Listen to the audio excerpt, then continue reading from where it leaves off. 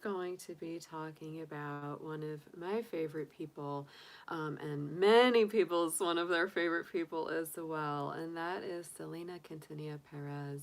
I just recently finished watching the Netflix series about Selena, and so she's been very much on my mind this last week or so, and I just keep thinking about her. I keep looking at her videos. I've been watching videos other people have made about her, tributes and all kinds of things, and she was just such an incredible, beautiful spirit, as we all know. You know, anybody that was aware of her life and aware of her energy and talent and everything else that she brought to the world is very, very aware of. So she is one of those people that just once she gets in your head, you can't get her out, and it's a good thing. I mean, it's just her life was very incredible, even though it was so chronologically short.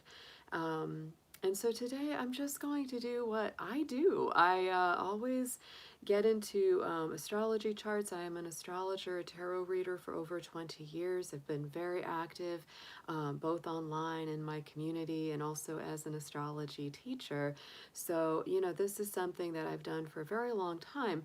And funny enough, in a lot of my astrology classes, I would often talk about, you know, famous people's charts in my astrology class. So, you know, funny enough, that's something that is always kind of interesting to me to look at. So hello to everyone in my chat. I did open up the live stream chat tonight for this video. Even though I'm probably not going to be interacting a whole lot with everyone until kind of after I do this presentation, because I don't want to break my focus or energy too much in it. It's really going to be talking about Selena Quintanilla's, you know, life through astrology. And I am going to pull some cards. I'm going to pull some cards, you know, just about her life, her legacy. For those of you who do not know who she was, Selena Quintanilla was a amazing person. It's like she did so many things so well at such a young age that it's kind of hard to like encapsulate her just into one thing. But of course, her most famous thing that she did was sing. She was an incredible singer with a tremendous voice. She was an Aries sun sign, and so this is one of the CDs I have of hers. This is like her best hits. These are like her greatest hits. Um, and so she was a woman who, at a very young age, her dad had been a musician when he was a young man, and he noticed very early that she had this really amazing, you know, vocal talent. And so, you know, he really kind of pushed his whole family into getting into music, into getting into creating a band. And the biggest thing that I would say, one of the biggest barriers that she broke through, was that she was a woman that was singing Tejano music, which was previously a very male-dominated musical style. Um, and so that was really something revolutionary that she did. It was a big risk, you know, it was a big risk.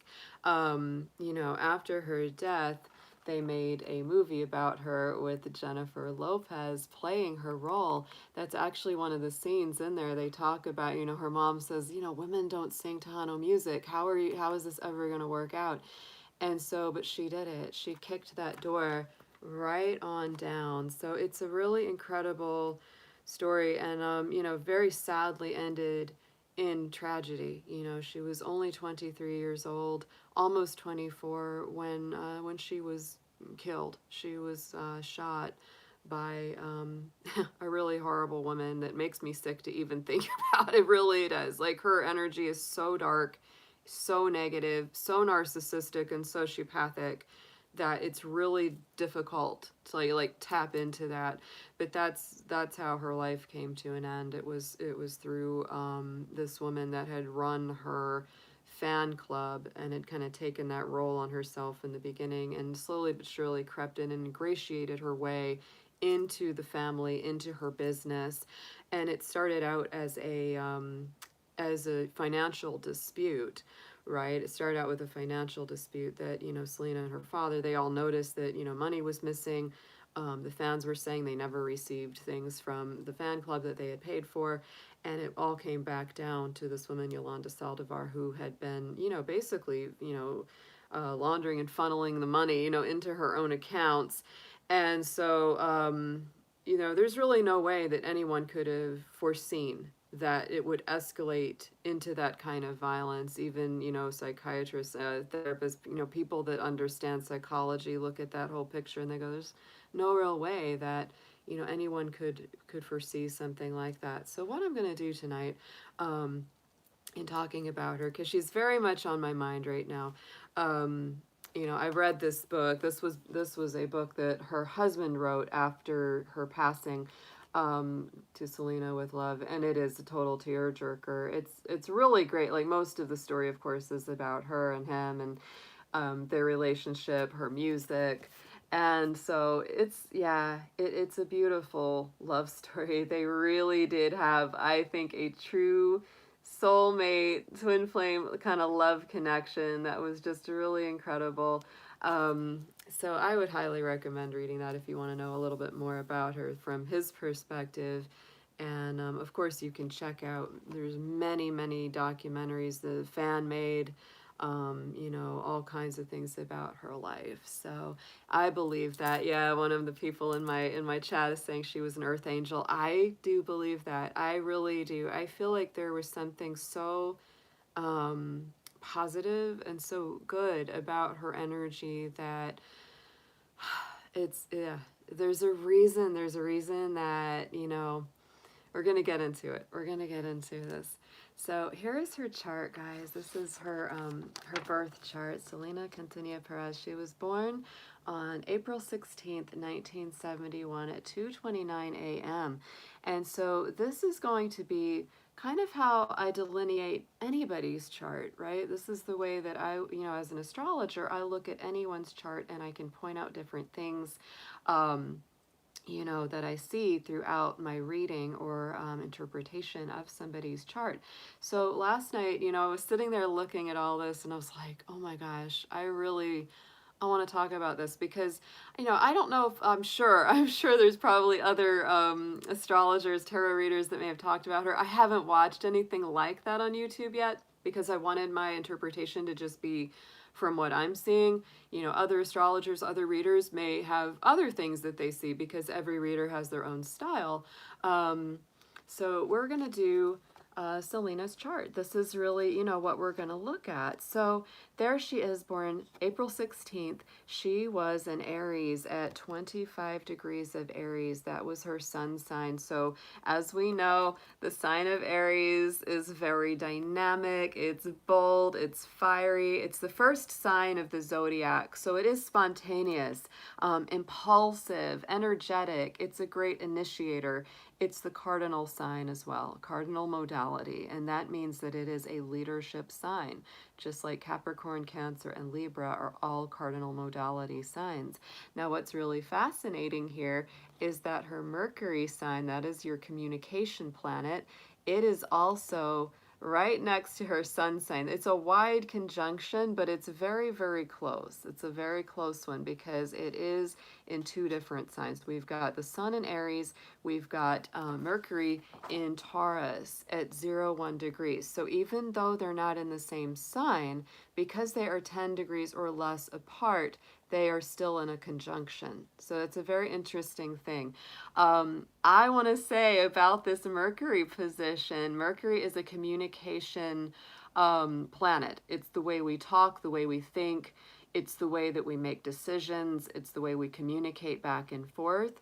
And so for her, having Mercury in Taurus, this makes her a very strong communicator. Also want to point out that the sign of Taurus rules the throat. It rules the voice. And she had a powerhouse, incredible voice. So to me, what that says is that this is somebody that would have a powerful, powerful voice, somebody that really could raise the roof, and she absolutely did, right? And not only that, because her Mercury sign is conjunct the sun, when something's in a conjunction, one doesn't go without the other. She was literally born to talk, in her case, born to sing, but a born communicator. This was someone who was always going to be talking, singing, thinking, expressing herself, and not really holding back in a whole lot of ways.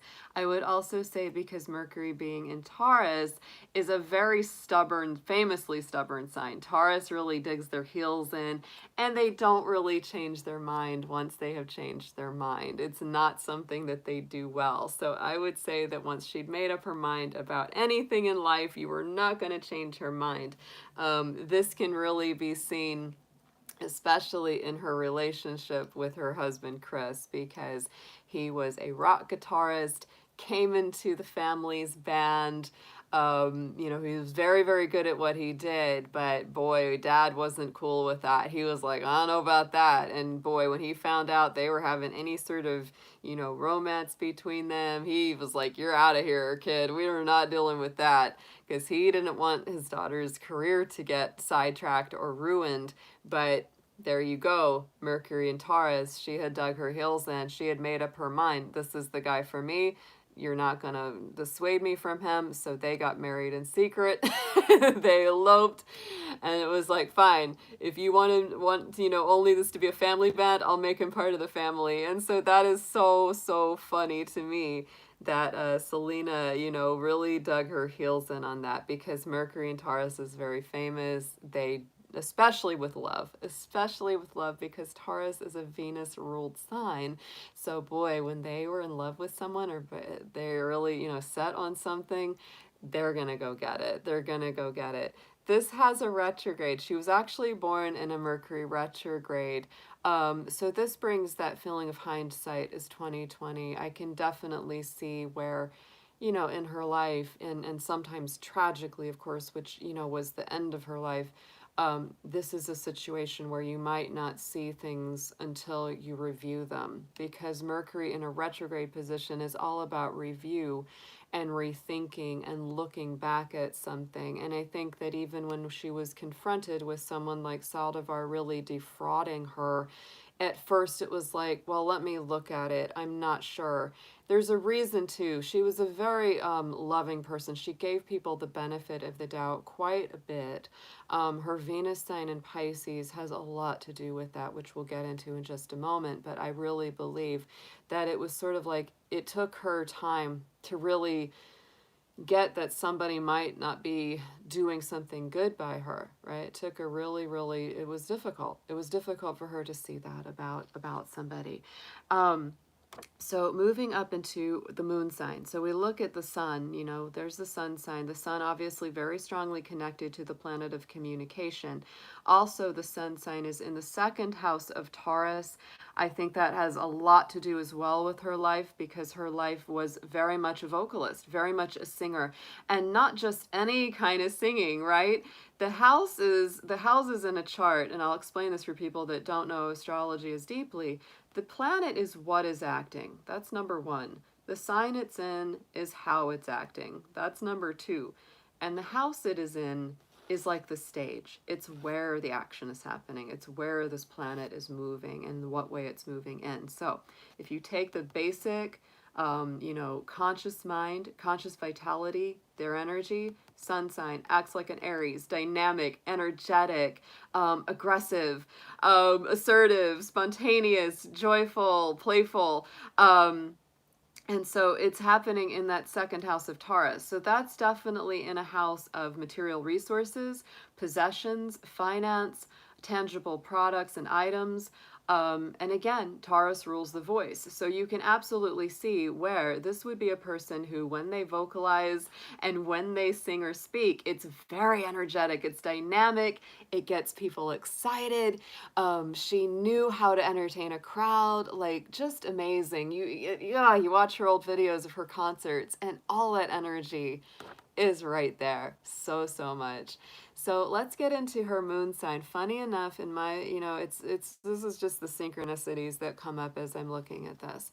So her name, Selena, Selena is the moon, right? Selena is connected to the moon. And I think it's really fascinating that her moon sign is at 28 degrees. Planets only go from 00 to 29 degrees in the chart. They get 30 degrees in a chart and then they go to the next level. So the moon being at 28 degrees is actually the highest degree of all of the planets in her chart. So if you look at each one and you look at, 22 degrees, 01 degrees, 25, all the different numbers, the highest planet in her chart was the moon, is 28 degrees. So this is somebody whose life was very changeable. There was a lot of ups and downs, a lot of different facets to it. I think that especially if she had lived longer, we would have seen that even more. I think that we were already seeing some of that in her life early because she had different interests. She had different things. She wanted to open her hair salon and boutique. She wanted to be a singer. She wanted to build a house. She wanted to have a lot of animals and kids. And she had this very, very broad ranging energy. And that comes in with the moon energies.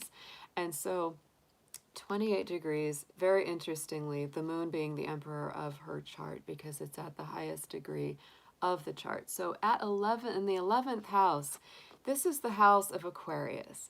This is the house of the mass consciousness. And so when the moon is in the mass consciousness house, Aquarius is very electric. It's very, much big groups of people. It's humanitarian.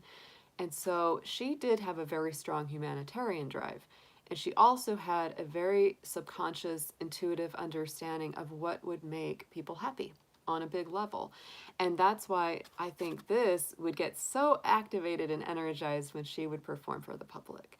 That is a big part of what would happen there. It's like everybody's watching me, they're giving me energy, I'm giving them their energy back. It's a very intuitive connection with large groups of people.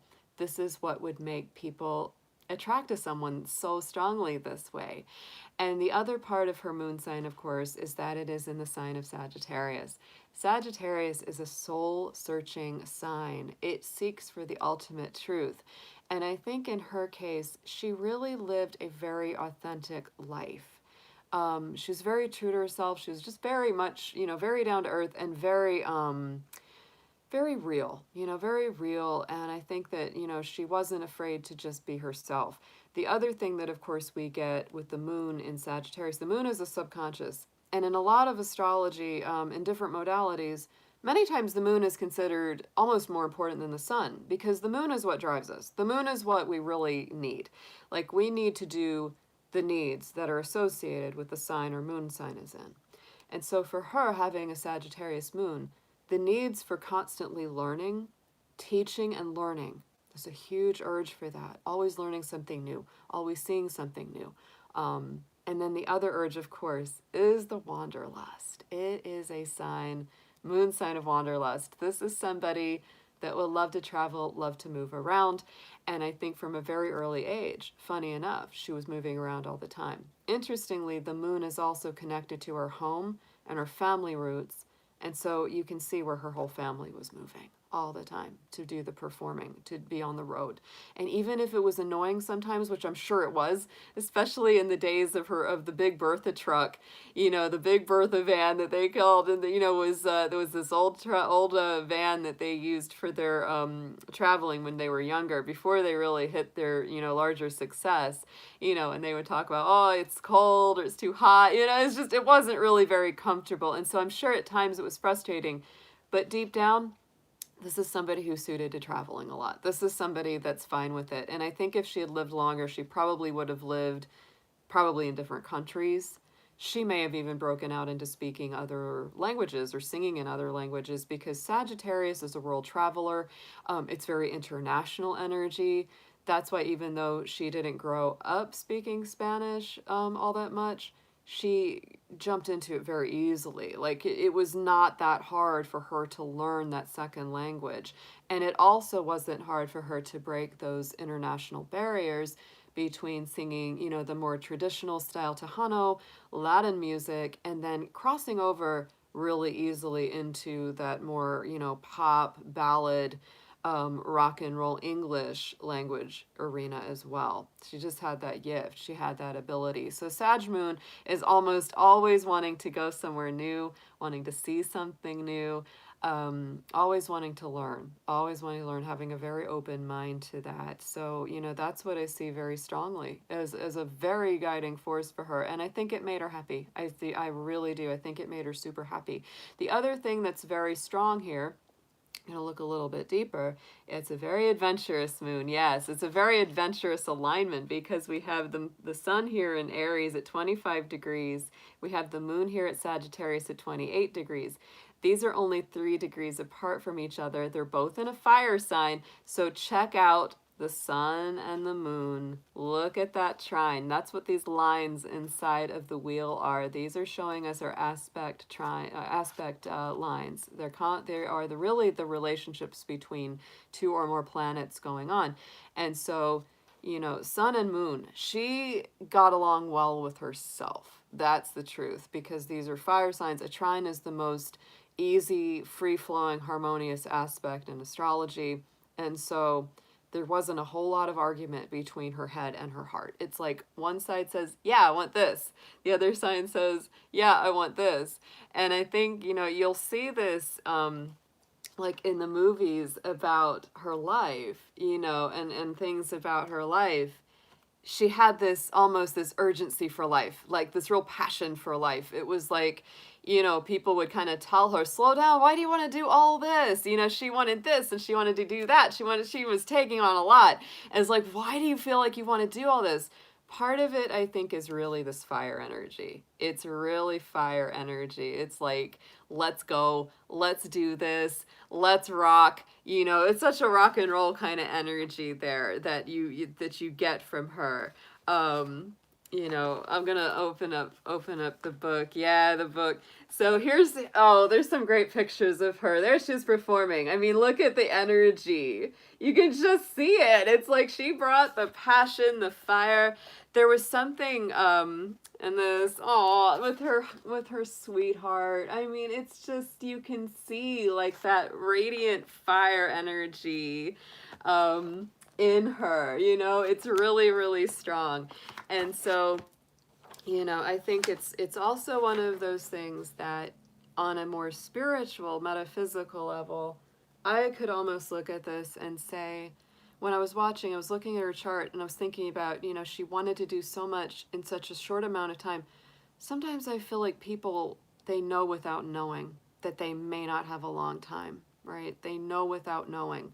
And I think she kind of knew without knowing in a way. It's like, I don't think she necessarily knew her life would be short, but she was living it like it might be. And I feel like there's just something about our soul contracts on earth that we may not always know it, but I feel like subconsciously there was this drive, not maybe necessarily thinking, but feeling that energy of I may not have a lot of time. I want to get a lot done.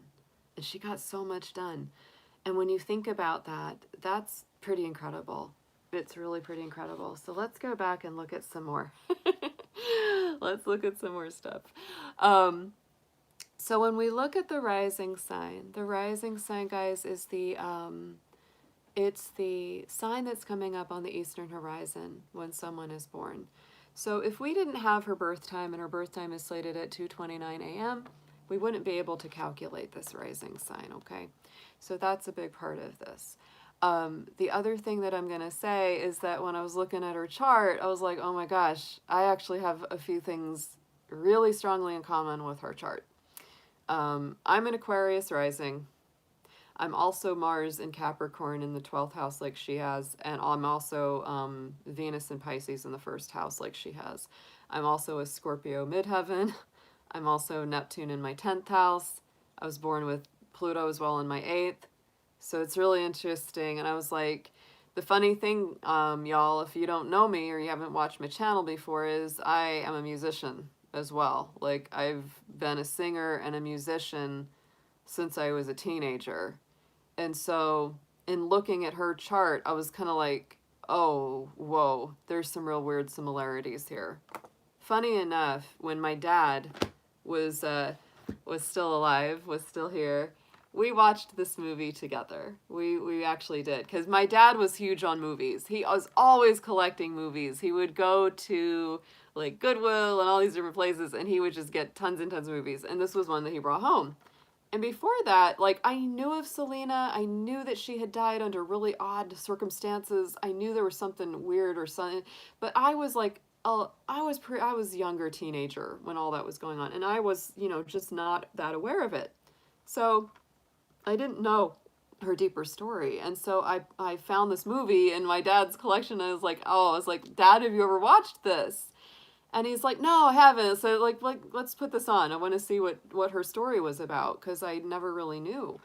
And so we watched it together, and my dad at the end, because some of it reminded us of like our dynamic, because, when I was performing, around that same age, like in my early 20s and stuff, he would drive me to all my gigs. I play the harp and I sing. And so he would pack my stuff up in the van, and it was kind of a crappy van. so like, so there was part of it, like, we were both crying at the end, and of course, because of the ending is so sad. But it's like my dad was like hugging me. He's like, "You're like my little Selena."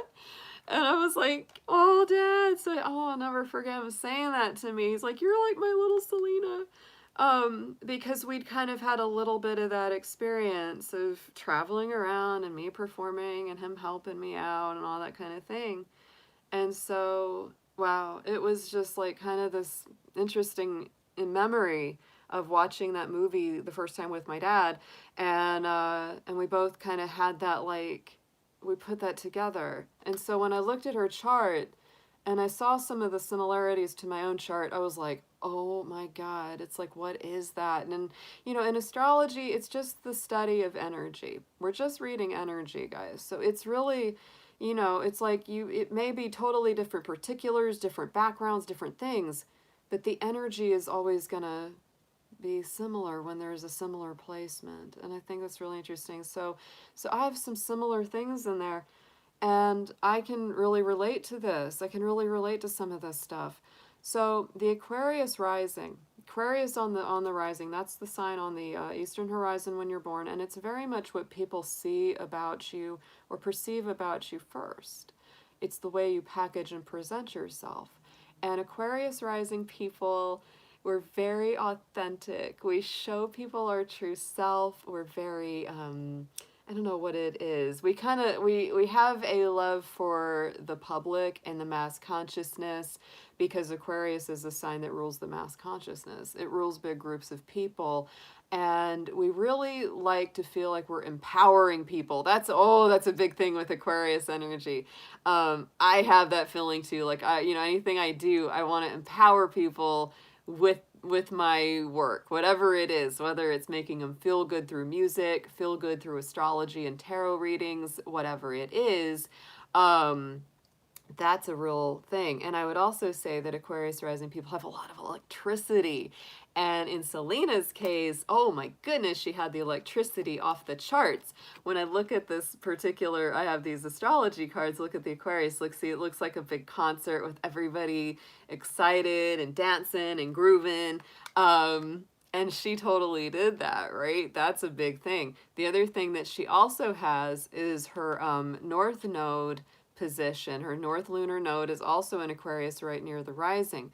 The interesting thing about this, because the South Node would have been Leo and the North Node would have been in Aquarius. The South Node is where you've come from in life, in your past lives, in your karmic, if you believe in past lives, not everybody does.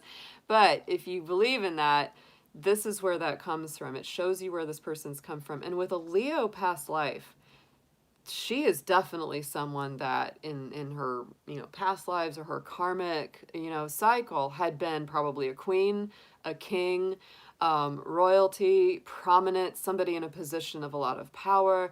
And it's funny that, like if you look at some of her old concerts and stuff, that was something that a lot of people, Selena La Reina, the queen, right? You see them calling her the queen. Where did that queen energy come from, right? She had that queenly energy bordering that relationship house, and also from her past lives. She had definitely been some kind of queen, or, position of power. The other thing that I find very interesting about this is that she married a Leo sun sign, and her marriage house was mostly ruled by Leo. So there you go. There's that Leo connection very strongly. Um, and you could even go a little deeper and say he might have been somebody from a past life. She might have, and that leads to that feeling again. Like I said earlier, I feel like he was a soulmate. He was some kind of, really strong twin flame soulmate, right? There's her husband, right? There's her husband. That's the Leo king, and she was the Aries queen. But that, to me, that's another reason why that bond was just undeniable and unbreakable. So coming from the Leo past lives, going towards present lives in Aquarius. So she was already really getting into humanitarian and charity work. And I think, honestly, because this is what our journey is in anybody's chart, we start out with the south and we're traveling towards the north, right? We're traveling towards the north. So we're leaving behind some of this because, the old way of being was, we were the king or the queen, we got everything we wanted, and we're kind of used to that. But this lifetime is pushing you to return the power to the people. And so even though I think she started out with having a lot of power, a lot of notoriety, even though, she worked very hard for it. They all did. Her whole family worked so, so hard for this success. But I think that what would have happened over her life even more is I really believe that she would have let go more and more and more of sort of the celebrity and the fame and all that sort of attention. And she would have become more and more just a pure humanitarian, and charitable worker, because this is somebody whose life is leading them that way. And I think she would have used her personal power, her resources, whatever she had, she would have used it to help people. That is very much, and that's when I was looking at this chart, this is one of the things that really, I feel like I'm going to tear up a little bit here. That's what made me feel this, one of the saddest things. I was like, because she was going to do so much good. She already did do so much good, but she was going to do so much more. And that's where it would have gone. That's where it totally would have gone. Would have been her returning the power to the people. Yeah. So getting into the Venus and Mars aspect. This is where I also really tap in, because this is my same Venus and Mars in my own chart and the same houses that it's in. She had Venus in Pisces. Venus in Pisces is considered the best place for Venus to be in a birth chart, because it is the most compassionate, gentle-hearted, very, very kind, unconditionally loving kind of placement for Venus to be. Venus, of course, has a lot to do with the way we love. It's who we love, it's how we love. It's also how we socialize, and it's how we spend money. So Venus and Pisces people, not always the best with money. They can be pretty free with it, right? But it's also, the hard thing about this is that it is so trusting, gives people the benefit of the doubt, borderlines on a lot of naivete, and if you don't have a lot of other really careful or cautious kind of signs in your chart, yeah, you can get taken advantage of a lot. And I honestly think that this is something that, of course, was what made her so loving and so beloved. And sadly, it's also what led to her untimely demise, because she trusted people. She believed that they were trustworthy and good, right, at heart. It's also what made her such a wonderful singer and so emotive and so emotional, because, Venus also rules our artistic sense, our creative sense. And so she loved music. She did. I think whether her dad had kind of pushed her into it or not, she loved music. It was just a natural expression, because Pisces energy, Neptune energy, is to do with the arts. It really is. And that's something that when you listen to her sing, um, there's a maturity there. There's a soulfulness there that is from beyond the world. It truly is. There's no way that like maybe a young 19, 20-year-old could sing with such conviction about love and about pain and heartache. But she just had this thing. It's like she was old soul. I just get there was this old soulish energy about her. She really had that angelic old soul, that it's like she could understand the pain of the collective of people, and the emotions and the heart and the feelings, um, because she'd done it. She'd done it before in energetic lifetimes. Even though she was very young, she just had this maturity. Even when I look at the pictures of her with her husband, I think she's more mature than him. He sometimes looks like a little kid almost next to her, because she did have a sort of maturity about her that was very, very different. And so this is partly where she got her artistic talent, her physical beauty, and charisma. Very strong charisma. So when we look over here, this is a really nice connection right here between Mars and Venus. Mars and Venus, Mars is our masculine energy, Venus is our feminine. And so, Mars is that forward drive. It's the way we argue. It's the way we fight. It's how hard we can work at something and how we get to our personal goals. So the fact that she has Mars in Capricorn, wow. I've got Mars in Capricorn, same place in that 12th house. Let me tell you, that's a burn the candle at both ends kind of Mars sign. This girl could work and work hard, but I don't think most people had any clue how hard she worked. I don't. And I've had that same experience in my whole life, because this 12th house can be very hidden.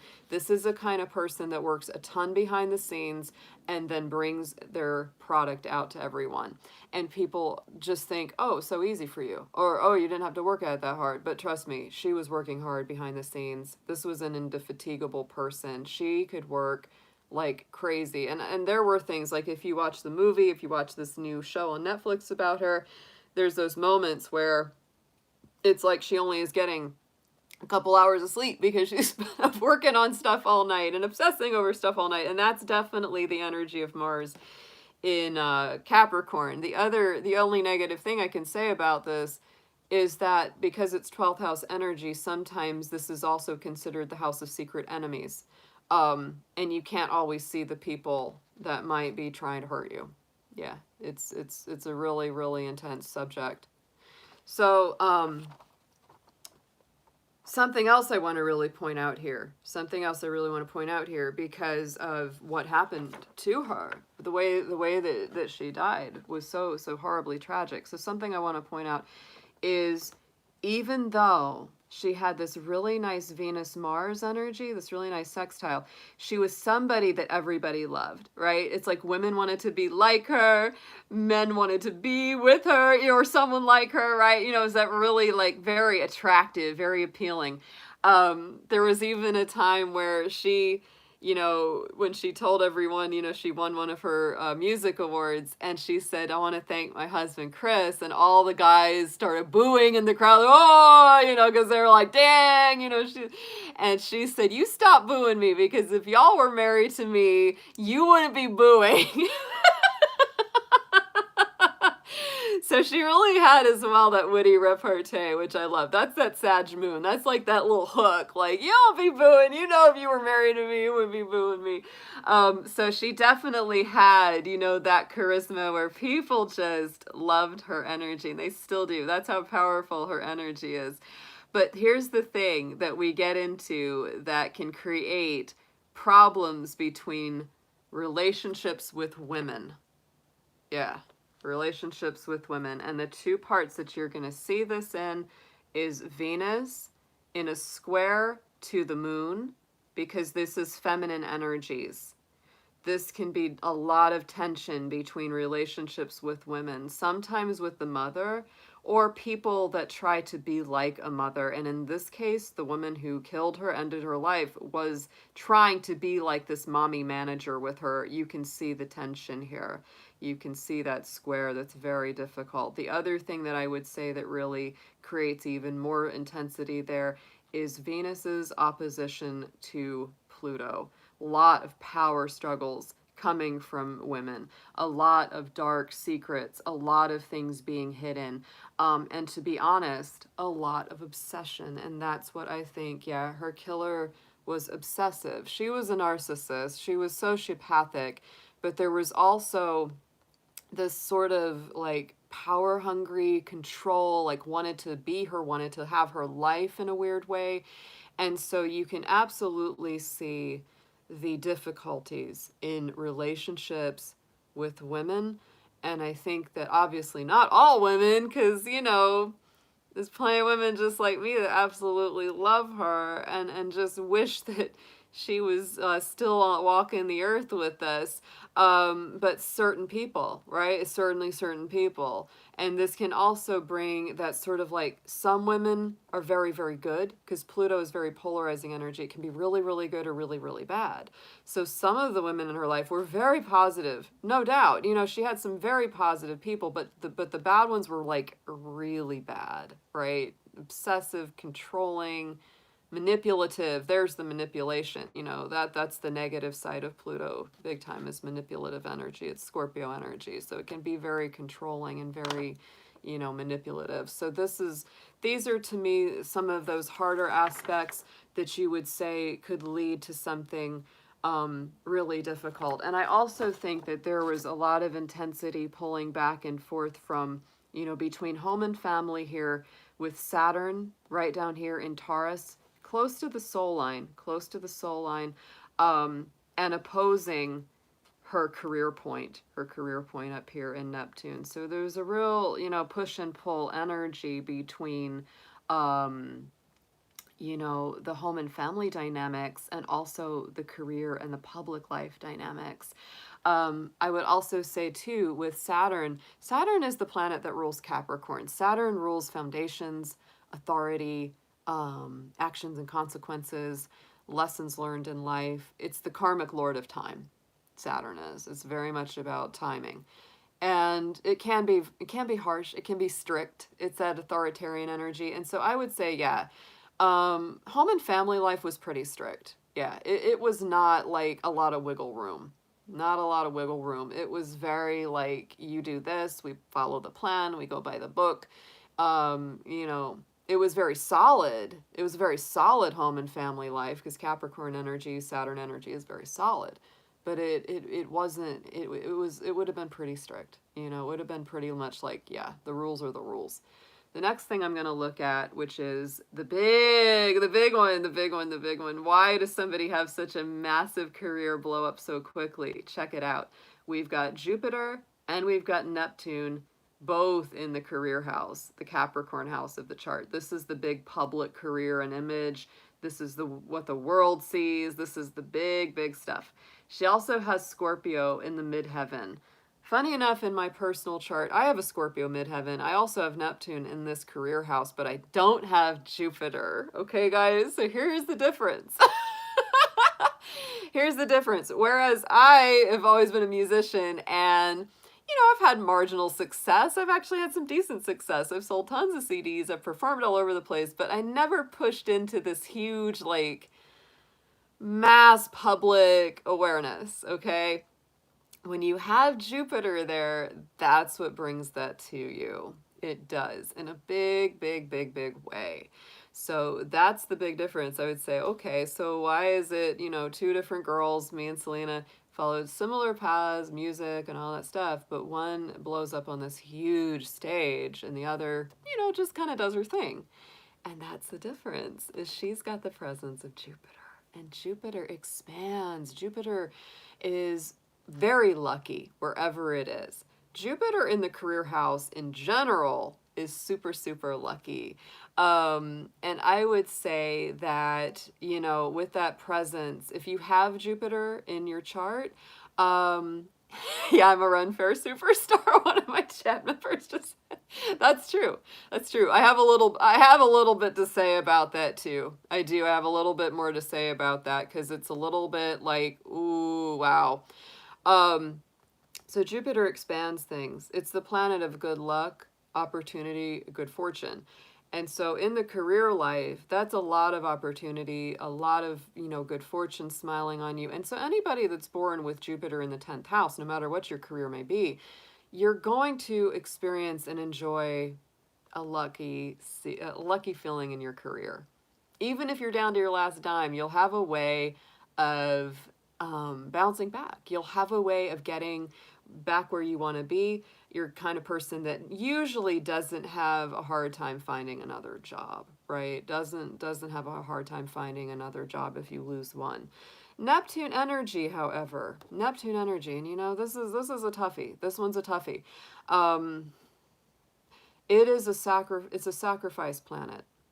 It's an ego denying planet. And so it's a little bit God, it's sad because it's like on one hand you could say Jupiter grants so much good stuff. It gives you all this success. It gives you this world stage to be on.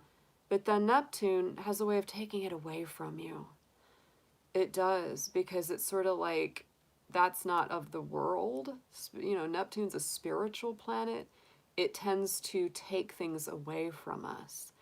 And so it's like you can almost see it in her life where it's like, you know, this huge world stage was opened up, but then Neptune came in and it diffused it all, because Neptune has a very almost a melting effect in the chart.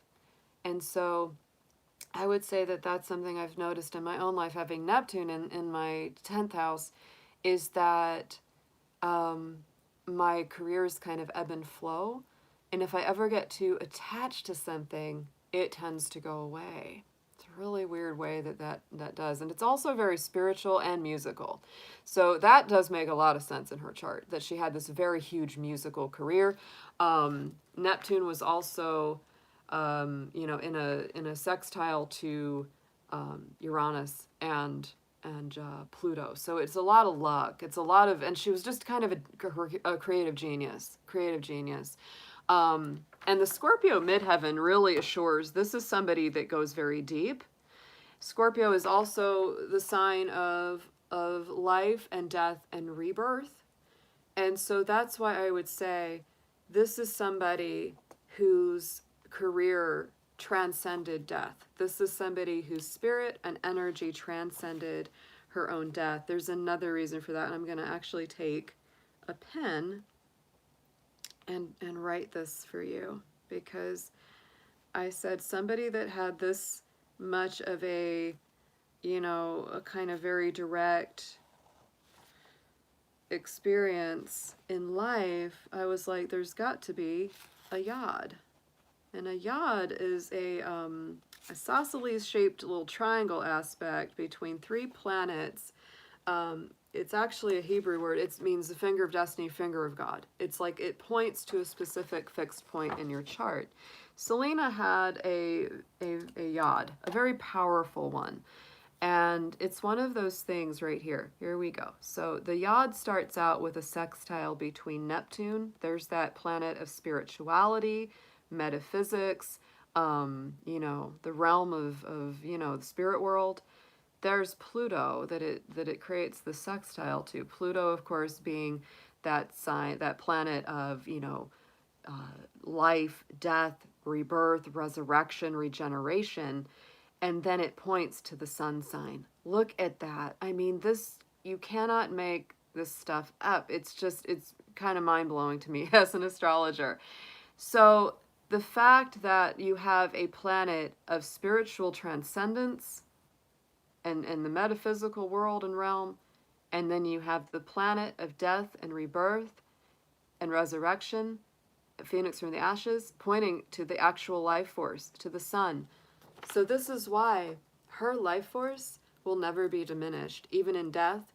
And even in death, she became more powerful, had even more of a profound impact on people than ever. And in that way, what is that? There's that verse or that saying about, over them death has no sway. And I think in her case, it's true. Um, it's one of the saddest stories in a lot of ways. It's inspirational, but it's also just so sad. Whenever I, watch a story or I watch a thing about her, like, and I'm sure I'm not the only one, but I always end up having this feeling like, if only I could have been there to stop her going in there, if only I could have pushed her out of the way of that bullet, if only, it's just, you just want to keep it from happening. And it's almost a bit of a morbid fascination with the story, because it's like you can't help but put yourself there and just want to change the events. But at the same time, you could take her physical body out of the world, but you could not take her energy out of the world. And I think that, that's what makes this a very, like, profound story. A profound story of, of transcendent spiritual power beyond the grave. It's just really an incredible life, an incredible chart. And it's amazing to me that, someone who only got to be here almost 24 years, ends up making such this profound impact on people and on the world.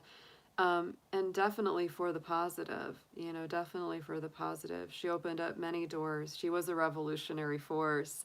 With that Aquarius rising, there's no doubt about it. She was a revolutionary kind of person. She was born in the year, Chinese lunar year of the metal pig, or the metal boar. So that's very Scorpio energy as well. The pig in Chinese astrology is associated with the Western astrology sign of Scorpio. And so yet again, there's that phoenix from the ashes. This is somebody who literally will be remembered forever. As long as there's people around to remember her, she will be. Like, she will continue to come back every once in a while. It'll be like, she'll always be revived in the public consciousness. Even if, people kind of forget maybe for a little while, that Scorpio, that energy, that Pluto energy brings her back up again and again and again. It's a fascinating thing. She was also born in the hour of the ox in the Chinese lunar signs, and the ox is the same as Capricorn energy. So there again is the hard worker. This is the infatigable person. She just work, work, work, work. Her life path number was 11. That's a master number. Life path 11s have very powerful lives, but they often have very difficult lives as well. Usually, unfortunately, through their associations with other people, because that 11 adds up to a 2, and you're dealing with my energy versus their energy and how to make that work. And so in some ways she had tons of power with, all these awesome people, but then she also attracted, unfortunately, someone really negative. Something that I was going to say, I was talking about earlier, is that in my own work, in my own music, like back when I was living in Oregon, I was on a small local TV show for Comcast Northwest, and we did a lot of music, and we made music videos and all kinds of stuff, and it was really fun. But I remember it was like, I remember saying, that I was kind of glad that I never got like really huge fame, because it even started to get just a little creepy, because you'd have people coming up to you saying, "Oh, I know you," and you're like, "No, you don't." And when I was performing and doing music in Atlanta, around, that same age as Selena, when she was really at her peak, she, like in the early 20s, I remember people coming to my house. There was, I hand to God, there was this weird little woman, not joking. It almost reminds me of this, Saldivar type person. This weird little woman that would come to my shows for a little while, and she would bring this book, like a scrapbook, and she had pictures of me, and it looked obsessive. She had all these weird pictures of me, like, that she had taken out of, like, the flyers from my shows and pictures she had taken herself. And she also had pictures of this other guy. Like there was another musician that was a guy that she was obsessed with. And it was getting weird. And she was like showing up all the time wherever I was. And I remember my boyfriend at the time was like, you need to distance yourself from that. There's something really off about this. And I did. I distanced myself from it, right? And when I look at what happened with her, I can't help it. I can't help but think it's like, because those things, like, I remember that stuff. And then when I look at what happened with Selena, I'm like, ah, you know, it's like, it's just, that world is, it can be kind of scary. It can be kind of scary. Because you just never know, like, what is in people's heads or their minds. And it reminds me very much of that. Like, I've experienced just, you know, a little of that. And it's like, ooh, yeah. My dad, I remember when we watched the movie. I remember after we watched the movie, and me and my dad, you know, when we would watch movies or get into somebody's life story, and we would talk about it a lot. Like, me and my dad, for a couple weeks, like, we were watching all this stuff on YouTube about her and talking about her. And I remember my dad was like, they weren't watching after her good enough. He's like, that husband of hers, that dad of hers they should have been watching her day and night. And he's like, those men weren't doing their job. That's what my dad said. And I was like, Dad, I was like, they probably, I mean, you know, they could only do so much. They could only do so much, right? You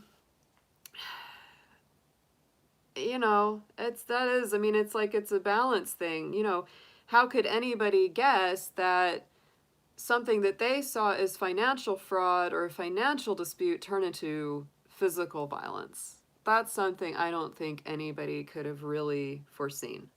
You know, I don't know if anyone could have really foreseen that. And I think that Selena was just such a beautiful, trusting soul that it was really hard for her to believe that anybody could really want to do her harm, you know? So, wow. Yeah, but my dad, my dad was so protective of me, and he was just like, they weren't watching her. He's like, they should have been there the whole time. I was like, Dad, she went off and met this woman by herself. Nobody stopped. Nobody, you know, she didn't let anyone stop her. Oh my gosh. Oh. So anyway, so frustrating. But this is the, you know, and this is one of those things. And I know that a lot of people that make videos about her life or, you know, talk about her life, it's like they don't necessarily want to get into those heavier aspects of her death and all of that. So I won't go on too much length about it, you know, because it is kind of that's definitely the sadder part of it, and, you know, not the good things that we remember about her, all her awesome songs and her powerful energy. But I will say it's quite, she had some really crucial conjunctions that happened around the time of her death. The biggest one for me, now see, this is the chart that we just did. That's Selena's birth chart in the middle.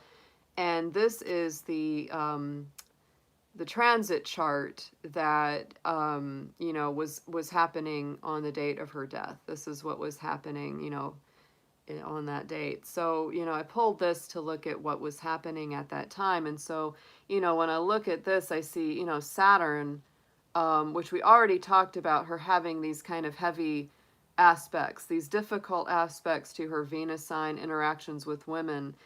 And so at the time of her death, Saturn was sitting on top of her Venus sign.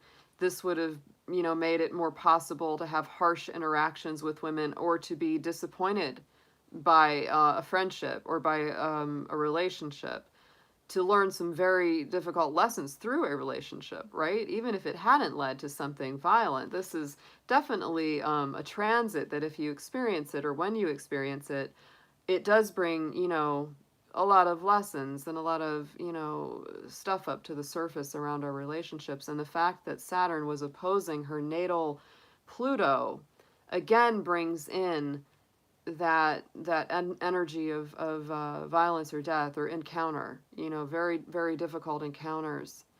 Um, but at the same time, we also had Jupiter. She was right in her Jupiter return year. She was almost 24 when she died. And so she was, I mean, when people say she was ready to just take over the world, yeah, she was, like career wise. She had already done so much, but she was getting ready to do like even more. She was ready to explode onto the international scene. That's really what was about to happen there. Also, I would say because she had Pluto coming up to be conjunct her midheaven point, that is also very powerful. This is power in your career. This is power in the public image. So she really did. She was on that precipice. She had, accomplished an incredible, a tremendous amount. I mean, in some ways, you could say that she lived more life in her short life than a lot of people live in their whole life, for real. I mean, she had traveled internationally, toured all over the place, performed in front of thousands of people, sold out the Astrodome, married her true love. There's so many things that, thank God she got to do them, right? Thank God she got to do them. I think that would have made it even more tragic if she hadn't.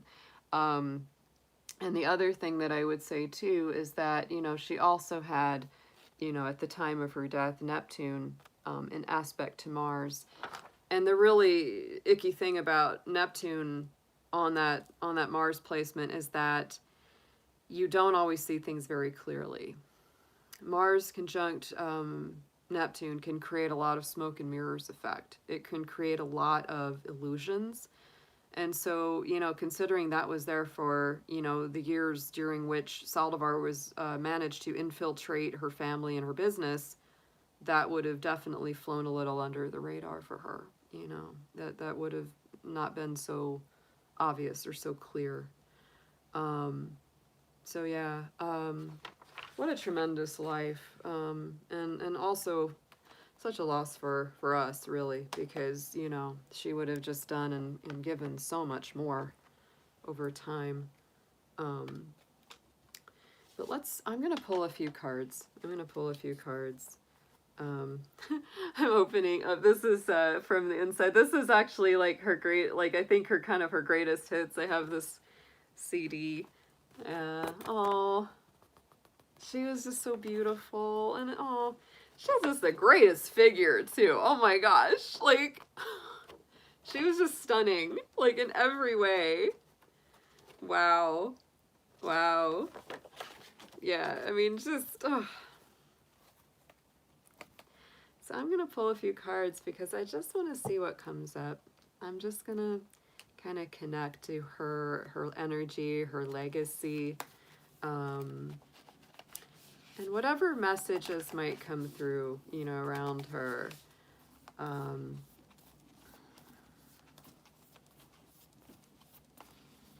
Dear angels, and she was definitely, I feel like she was an angel herself.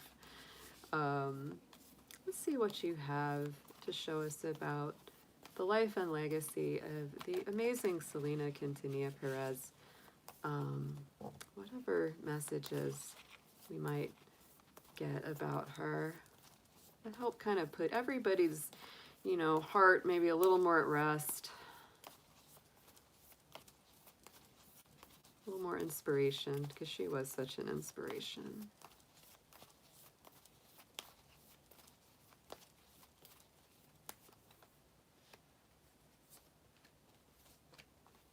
Wow. Huh. So the first card, these are from the Sacred Destiny Oracle. So the first card that came up was purification, Something being purified, something being cleansed. There's that very solar energy with the sunflower. Feels very positive. There's freedom here. So I really feel like her soul is free. Her spirit's free. She's not suffering. She's not in any kind of dark, negative place. And then there's opportunity. So I feel like what this really says to me is she cleared the way for a lot of other people to, embrace opportunities after her soul went free, right? That's so beautiful. And there, of course, in that opportunity card is the moon. And Selena, you know, that name means the moon. And the moon was the emperor of her chart. And on the bottom of the deck, we have healing chaos. So yeah, there is this energy of it's time to heal the chaos, you know, heal the pain, heal the difficulties, and let's move on. Yeah. Mm, for sure, for sure. Let's pull some tarot. And I'm going to go past, present, future. Let's see past, present, future, what her energies might be telling us.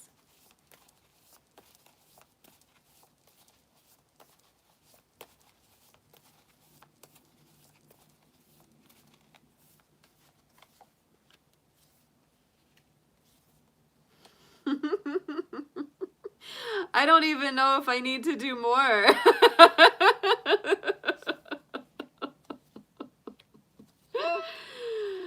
Woo! Wow. Okay, guys. This is a powerful read coming through.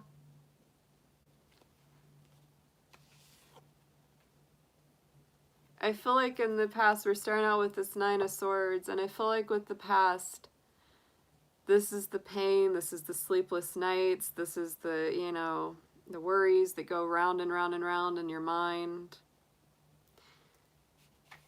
And in the center, we have the love. This is her life on earth. I mean, this is her life on earth. I think that she was really, that was probably one of the hardest things for her, was her worries about her love, being with her guy, getting that relationship together. There was a really big, that was actually, in a way, as much as it was her music, that was what we remember. I honestly think that the biggest thing she came here for was the love. I really do. I think there was some reason that it was for the love. That Two of Cups, that soul connection, that union. And also to be the queen. And also to be the queen. There's that Queen of Wands. There's that fiery queen, and it's that Leo energy. And her husband was a Leo, and she was this dynamic Aries, Sagittarius fire energy. So absolutely, you know, she came to shine her light. She came to glow. She came to create. But I really think the love was the center. The love was the center of things. And that was probably what worried her and hung on there the most. Wow. So, you know, after her life, it was a very different energy, you know, very different energy.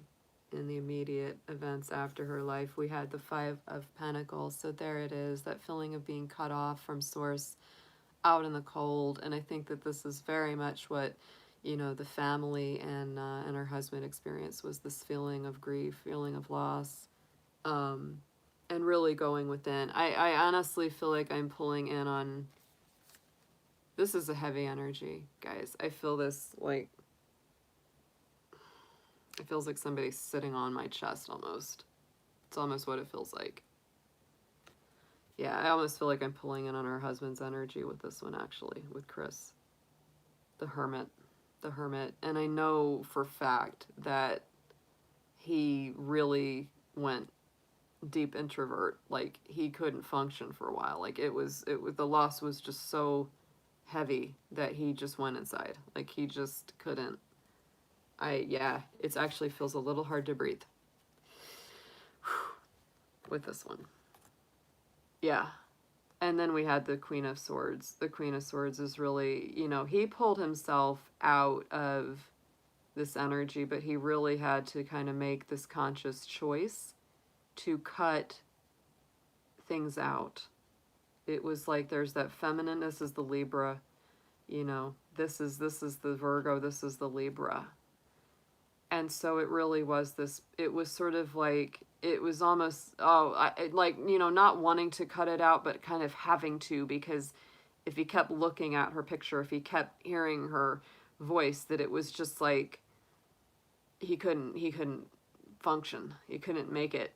And so you know, there's that feeling of like, you know, the Queen of Swords. I get this. It's like I've got to get back to balance. I've got to get back to balance, or I'm just gonna fall apart. And so it really was a very big decision. I think that in the aftermath here, and here we go into this future energy of what's happening kind of now and in the future.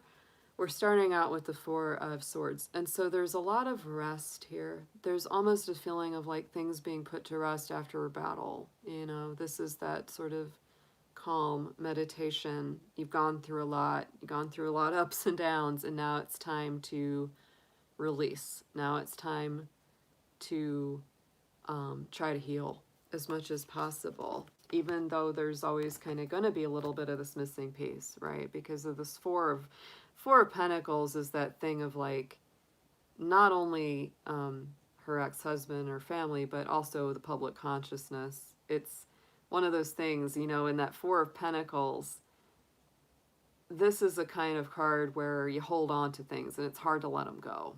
It's hard to let them go. And, you know, when it comes to matters of the heart, this is trying to release something out of the heart chakra or trying to work with something.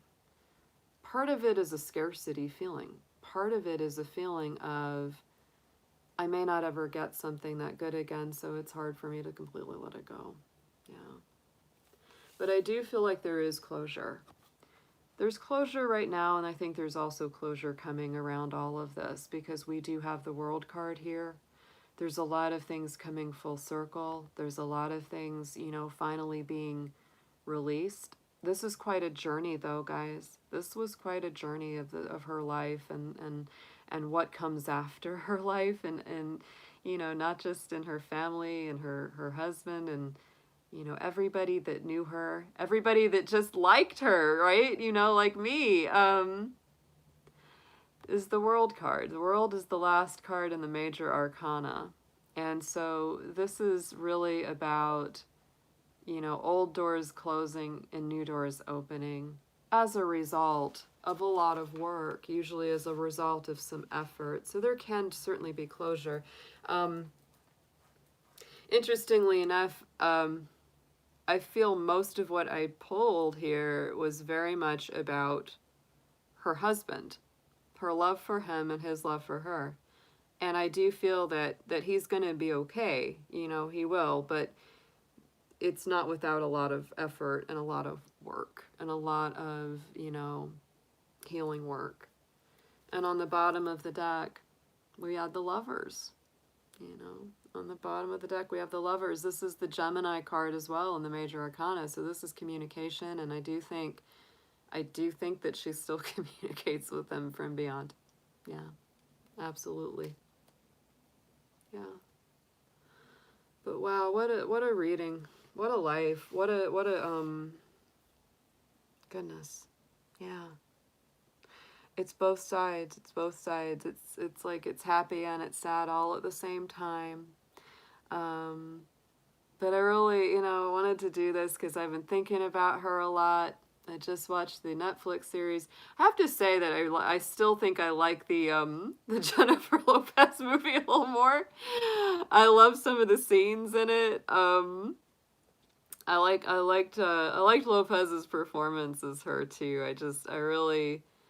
She was able to tap into some of that, I think, very strongly, and it was good. But yeah, definitely, guys. If you don't know much about Selena, check her music out. It is fun. It is passionate. It is amazing. I love her songs.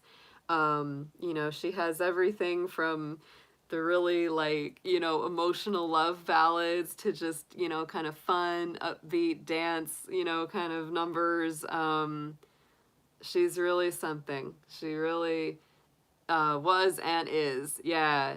You should check her out, David, if you haven't listened to her music, and you know, but be warned, if you do, you know, you'll probably feel like I do, which is just like, oh, what a, you know, it's like, what a loss to us, you know.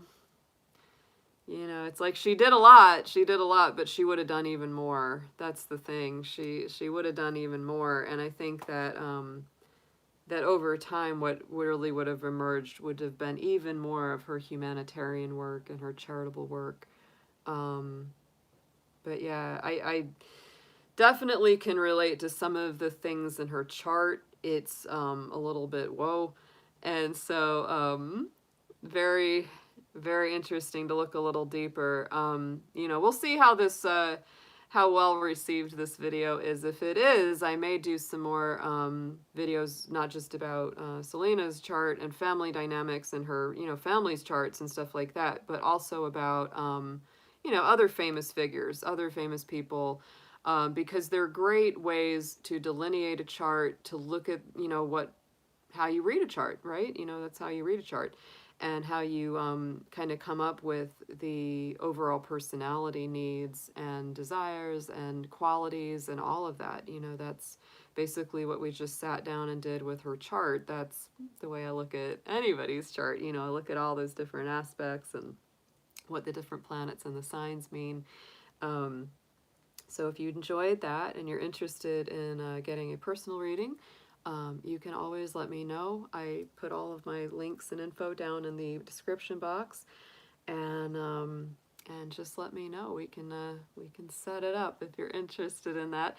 And you know, if you have not joined yet, please do hit the subscribe button. Join the Dragon family on my Dragon channel here. I am born in the Chinese year of the dragon. That's why my channel is Dragon Tail Tarot. And yeah, please do. Please come join the Dragon Tribe, because we love to have you all here. So thanks everybody in the chat that reached out today. Thanks for being here, y'all, to listen in. You know, as a student of astrology, this is something I just kind of love doing, and I wanted to jump on here and talk about her for a little while, because you know, she's someone I've been thinking about a lot this last couple weeks. She's one that comes and goes in my mind. Every once in a while, I was thinking about, like, oh, Selena. So yeah, I was like, I gotta talk to her. I gotta talk about her to people, because, you know, like I said, I've not watched. I don't know. There's probably other people that I'm sure maybe done her chart or done, you know, cards on her in the past, but I didn't watch anything in advance of this, because I wanted it to just be my pure observations and interpretations, because everybody does have their own style. You know, someone else might get other things from it. Other people might get other things from looking at her chart and cards. Yeah, so all right, guys, be well. Have a wonderful evening. Thanks so much again for joining me, and I will be talking to y'all very soon. Take care.